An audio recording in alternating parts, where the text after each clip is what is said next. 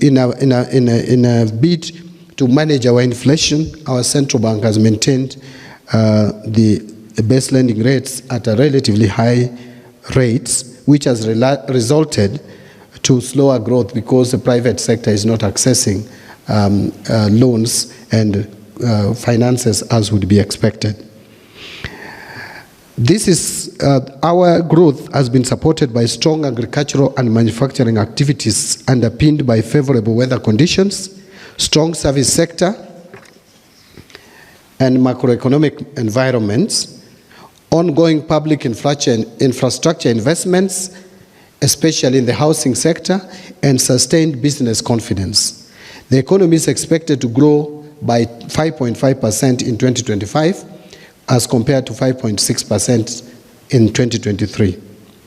Ladies and gentlemen, for the financial year 2025-2026, and the medium-term budget is being framed and prepared within the context I have just highlighted. The budget will also be anchored on the fourth medium-term plan, MTP4 of the Vision 2030, and continue to support the implementation of the bottom-up economic transformation agenda. This will be achieved through continued implementation of a growth-responsive fiscal consolidation plan designed towards slowing down public debt without compromising service delivery. And our focus will remain the five pillars of the better with the largest impact on the economy and household welfare. And these are agriculture transformation or agricultural transformation. As I mentioned earlier in other fora, we must look at agriculture as a means to achieve an end, not agriculture or agricultural growth as an end in itself. We must have agriculture to support manufacturing if we have to realize significant growth. So agricultural transformation, number 2 is micro, small and medium enterprises or MSME economy, housing and settlement. Number 4 is healthcare, and lastly, the digital superhighway and creative economy. Further, the government will work towards ensuring responsible economic management to support economic inclusion and empowerment, broadening opportunities and promoting equity, attracting investment in key sectors like improving health and education outcomes by increasing access to healthcare and all levels of education and investing in priority skills.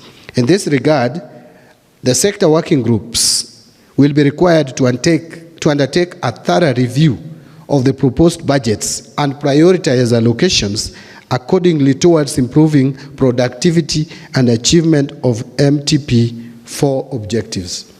I'm emphasizing this because the recent challenges we have faced as a country is as a result of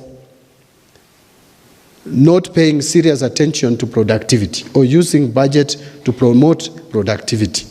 That has slowed down employment creation and has also affected inclusivity or inclusion.